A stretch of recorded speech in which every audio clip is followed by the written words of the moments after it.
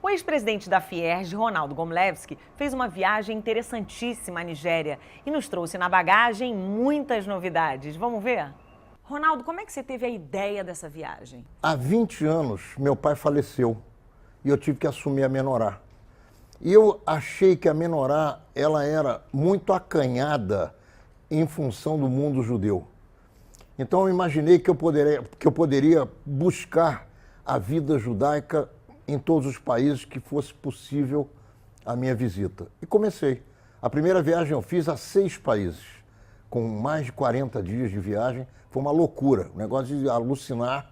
Eu fui ao Egito, ao Marrocos, à Grécia, à Turquia, à Espanha, a Portugal, e eu resolvi naquela viagem, que eu fiz uma revista com quase 200 páginas, que não era assim que a coisa devia acontecer, que eu deveria ir a um país de cada vez. E aí começou, eu fui a Cuba, fui à Rússia, fui à Ucrânia, fui a tanto país que você nem pode imaginar. Uruguai, Paraguai, Argentina, Japão, China, Marrocos, Egito. As pessoas ficam imaginando, tem vida judaica em Cuba? Tem. E o Fidel Castro, que eu abominei a vida inteira e continuo abominando, ele já falecido, ele frequentava a sinagoga porque a família Castro é uma família de judeus marranos. Então, Fidel Castro frequentava a sinagoga da comunidade judaica em La Habana, em Havana, e respeitava a comunidade judaica nos dias de Yom Kippur. Era muito interessante. Infelizmente, o Miller, que era o presidente dessa comunidade, faleceu. Eu também já fui a Cuba há muito tempo atrás, já tem uns 10 ou 12 anos. Então, fui à África do Sul, enfim, fui à Austrália, à Nova Zelândia, onde você imaginar, além de França, Inglaterra, Itália, os países, Escócia, os países da Europa, todos, entendeu? Cortina de Ferro antiga, Croácia, República Tcheca. E agora, conversando com um israelense que frequenta o Ministério da Diáspora, que é um ministério novo, e ele cuida de comunidades emergentes. Ele esteve aqui no Brasil, veio na Menorá, olhou o meu trabalho, disse, cara, você faz um trabalho espetacular, mas você precisa ir à África subsaariana.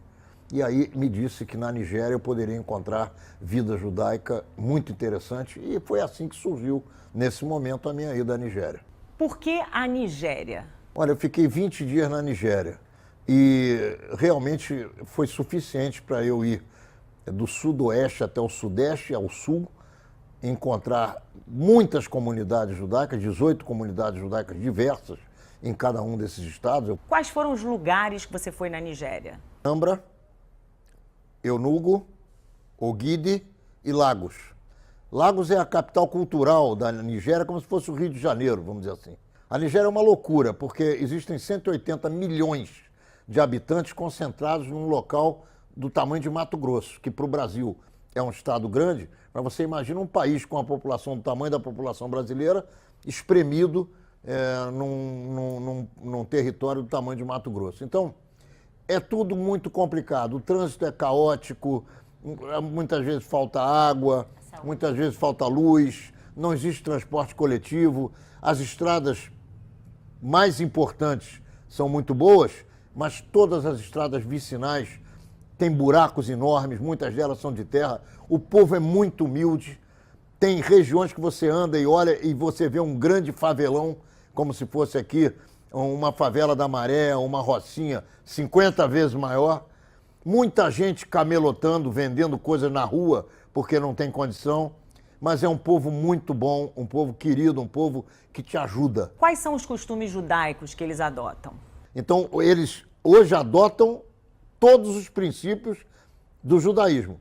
Eles têm sinagogas construídas onde há uma mikvah, eles têm todo o aparato religioso, os livros de reza, os talitot, os tefilim, eles usam os tzitzit nas roupas. É impressionante, inclusive, como eles têm o uso do peiot. O que mais te encantou nesses judeus? Olha, o que me chamou muito a atenção é a fé que eles têm no Deus de Israel, no Deus único, no Senhor dos Exércitos, como eles também dizem. É impressionante como eles respeitam o Shabat, e isso é uma outra questão, que é um hábito absolutamente arraigado, que eles não conseguiam concatenar com a religião cristã. Porque na religião cristã, seja na evangélica ou na católica, o dia do descanso é o dia de domingo. E eles não abriam mão de descansarem no sábado, porque eles tinham recebido isso dos seus, como eles dizem, dos seus pais anciãos, dos seus antepassados. Então, outra coisa muito interessante, quando você chega numa sinagoga, que normalmente é construída dentro da casa de um líder religioso, quer dizer, tem a casa do camarada e ao lado ele construiu uma sinagoga, que ele pode receber 50, 60, 80, 100 pessoas. A primeira coisa que ele faz é você lavar as mãos e ele te traz uma oferenda, que é um costume judaico, hebraico, antiquíssimo, chamado cola. É quase que uma raiz forte, que é tirada de uma árvore, e ele te dá aquilo para você comer com vinho. Então, são vários hábitos que eles têm, mas o que mais me impressionou foi a ligação atual dessa gente com o judaísmo ortodoxo que está sendo praticado em qualquer lugar do mundo. Assim eles vivem. É impressionante. O que você passou lá para eles? O que eu passei para eles é que eles são os judeus originais. E quando eu falei em várias oportunidades esse tipo de coisa para eles, eles choravam, porque dizem que como é que pode chegar aqui um branco para dizer para a gente que nós é que somos os judeus originais, e assim ficaram emocionados também comigo, e eu sei que isso é verdade. Agora, aqueles que não querem acreditar nisso, azar deles, como dizia o Nelson Rodrigues. Se você não aceita, ou melhor, se os fatos são alguma coisa que você não consegue aceitar, azar o teu. Então, essa é a realidade. Existem, estão aí, Israel vai ter que se preocupar com eles, como se preocupou com os etíopes. Hoje Israel está se armando, não militarmente, mas intelectualmente e socialmente, para poder encontrar essa gente, entender essa gente, e se eles quiserem trazê-los para Israel, o que eles não querem. Os judeus da Nigéria não querem fazer aliar, eles querem viver no país deles como judeus. E outra coisa, eles são super respeitados, porque na Nigéria as religiões todas são respeitadas. Existem muitas religiões, muitas vertentes religiosas, muitos sincretismos, e eles são respeitados como judeus com muita tranquilidade. E, curiosamente, antes de chegarem os missionários no século XVII, XVIII, o que aconteceu é que eles tinham uma religião chamada Omenana, que era um misto de judaísmo pré-destruição do Segundo Templo, antes da Era Comum, vamos dizer assim, onde, por exemplo, havia festas que eles não celebravam, porque eles não conheciam. E aí, com o contato com o mundo judaico moderno, eles passaram a conhecer. Como é que é o nível econômico lá? Tem gente que tem dinheiro, bastante dinheiro, tem gente modestamente estabelecida, tem funcionários públicos e tem gente pobre. A maioria do povo nigeriano tem dificuldades financeiras. Quantas sinagogas tem lá e a quantas você foi? Tem mais de 20 sinagogas. Eu fui a 18. Olha, é impressionante você ver num país africano a vida judaica acontecer como se você estivesse em Nova York, por exemplo.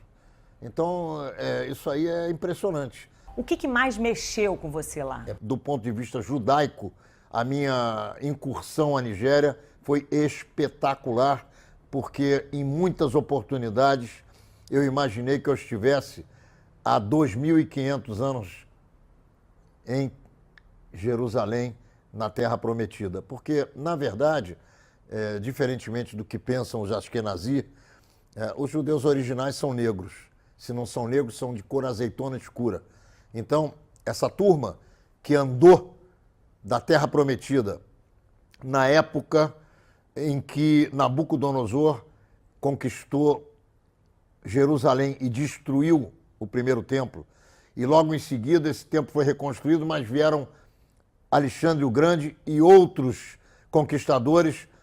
Nesse período de 2.500 até 2.200 anos passados, esses judeus começaram a migrar através do Egito, através do Marrocos, através do Sudão, e chegaram até a África subsaariana, onde eles se posicionaram. Curiosamente, eles foram todos convertidos. É uma tribo na Nigéria, uma das 3 etnias mais importantes da Nigéria, se chama Ibo, I-G-B-O, Ibo, é assim que se pronuncia.